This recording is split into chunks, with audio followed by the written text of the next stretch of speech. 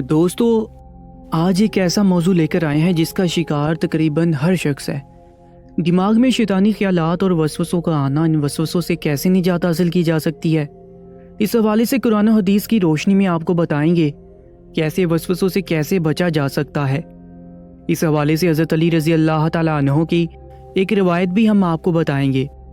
دوستو آج کا ہمارا یہ موضوع ایک ایسا موضوع ہے جس کے حوالے سے ہر شخص پریشان ہے۔ آج ہم آپ کو بتائیں گے کہ ان وسوسوں کی کیا وجوہات ہیں، ہمارے آقا صلی اللہ علیہ وآلہ وسلم نے اس حوالے سے کیا ارشادات فرمائے، اور ہم ان وسوسوں سے کیسے نجات حاصل کر سکتے ہیں۔ دوستو اس حوالے سے مکمل معلومات کے لیے اس ویڈیو کو آخر تک ضرور دیکھیے گا۔ وسوسہ بیماری کی ایک قسم ہے، یہ شیطان کے انسان پر حاوی ہونے کی وجہ سے پیدا ہوتی ہے، یا پھر نفس امارہ کا جب غلبہ ہو تب وسوسے آتے ہیں۔ موجودہ دور میں منتشر بیماریوں میں سے وسوسہ بہت ہی خطرناک بیماری ہے۔ وسوسہ برے خیالات اور شکوک و شبہات کا نام ہے جسے شیطان انسان کے دل میں ڈالتا رہتا ہے۔ یہ وسوسہ کبھی عقیدے کے متعلق ہوتا ہے، مثال کے طور پر یہ خیال آنا کہ کیا اللہ موجود ہے، اللہ کو کس نے پیدا کیا۔ کبھی عبادات جیسے نماز اور طہارت میں شک کے طور پر ہوتا ہے، تو کبھی بیماریوں سے خوف اور ان کے بارے میں فکر مندی سے ہوتا ہے۔ نیز مختلف حوالوں سے انسان وسوسوں کا شکار رہتا ہے۔ اسی طرح مختلف کاروباری الجھنیں اور ہیرا پھیریاں وغیرہ ہمارا دماغ چاٹتی رہتی ہیں۔ کبھی یہ ہوتا ہے کہ نماز کی تکبیر تحریمہ ہوتے ہی ہم خیالوں کی وادی میں چلے جاتے ہیں۔ ہوش تب آتا ہے جب امام صاحب سلام کی صدائیں لگا رہے ہوتے ہیں۔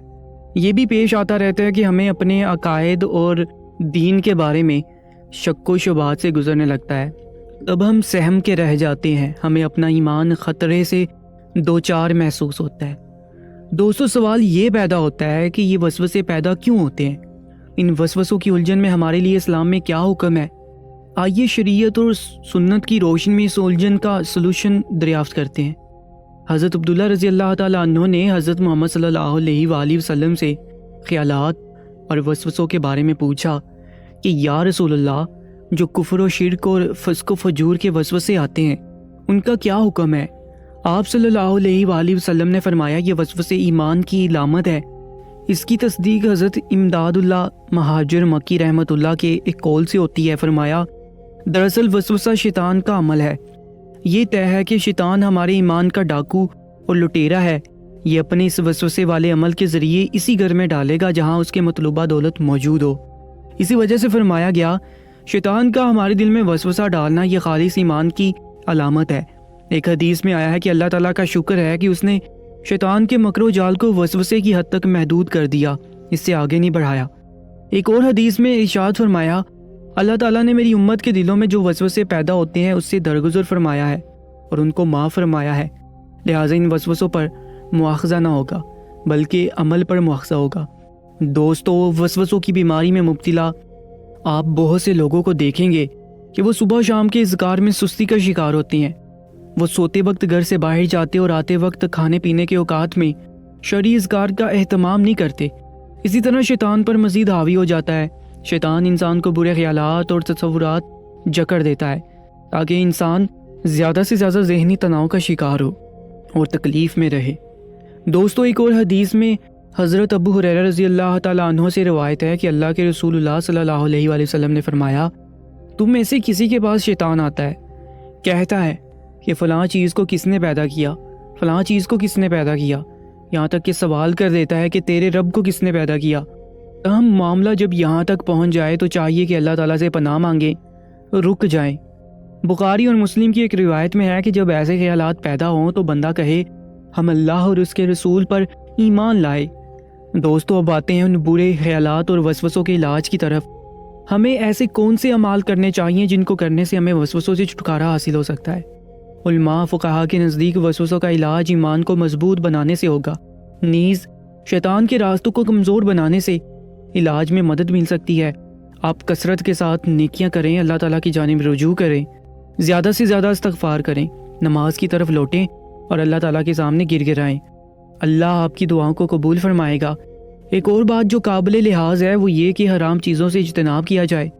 حرام چیزوں کے استعمال کی وجہ سے بھی وسوسے اور برے خیالات پیدا ہونے کا زیادہ امکان ہوتا ہے۔ اس حوالے سے آپ کو حضرت علی رضی اللہ تعالیٰ عنہ کی ایک روایت سے بھی آگاہ کرتے ہیں اور وہ عمل بھی بتاتے ہیں جو آپ رضی اللہ تعالیٰ عنہ نے وسوسوں کو دور کرنے کے لیے تجویز فرمایا۔ حضرت علی رضی اللہ تعالیٰ عنہ کے پاس ایک شخص آیا، اس نے گندے خیالات کے ساتھ وسوسوں کی شکایت کی تو اس پہ آپ رضی اللہ تعالیٰ عنہ نے نصیحت فرمائی کہ حرام مال اور حرام کاموں سے اجتناب کرو، اور جب بھی کھانے کے لیے بیٹھو تو لقمہ حلال پر یا غفور یا اللہ یا رحمان پڑھ کر پھونک دو۔ اس عمل سے برے خیالات آنا رک جائیں گے۔ دوستو، اسی طرح ایک دفعہ ایک شخص دوسرے شخص کو پکڑے ہوئے حضرت علی رضی اللہ تعالیٰ عنہ کے پاس آیا۔ وہ کہتا ہے، یا علی، یہ شخص کہتا ہے کہ اس نے خواب میں اپنی ماں کے ساتھ ہم بستر ہوا، تو اس کو کیا سزا دینی چاہیے؟ جیسے ہی کہنے لگا، امام علی رضی اللہ تعالیٰ عنہ نے فرمایا، اس شخص کو دھوپ میں کھڑا کرو اور جو اس کا سایہ زمین پر پڑے اس کو 100 کوڑے مارو۔ خواب انسان کے سائے کی مثل ہے۔ اس شخص کو سزا اس لیے دینا چاہوں گا تاکہ یہ دوسری مرتبہ اس قسم کی باتیں کر کے مسلمان انسانوں کی دلزاری نہ کرے۔ جب شہر کے لوگ یہ دیکھیں گے کہ یہ دھوپ میں کھڑا ہے اور اس کے سائے کو 100 کوڑے مار رہے ہو تو تمام لوگوں کی نظر میں اس کی سوچ ظاہر ہونے لگے گی اور دوسری مرتبہ اس قسم کی باتیں محافل میں نہیں کرے گا۔ یہ شخص گناہ بھی اس کی سوچ نے کیا ہے اور سزا بھی اس کی سوچ کو ملے گی۔ دوستو، اگر آپ بھی ایسے خیالات اور وسوسوں سے پریشان ہیں، نجات چاہتے ہیں، تو اس عمل کو کریں۔ اس عمل سے برے خیالات آنا رک جائیں گے۔ اس ویڈیو کو اپنے دوستوں کے ساتھ شیئر کیجیے گا تاکہ وہ بھی ایسے وسوسوں سے نجات حاصل کر سکیں۔ امید کرتے ہیں کہ یہ ویڈیو آپ کو پسند آئی ہوگی۔ اپنا بہت زیادہ خیال رکھا کریں۔ اللہ نے کے بعد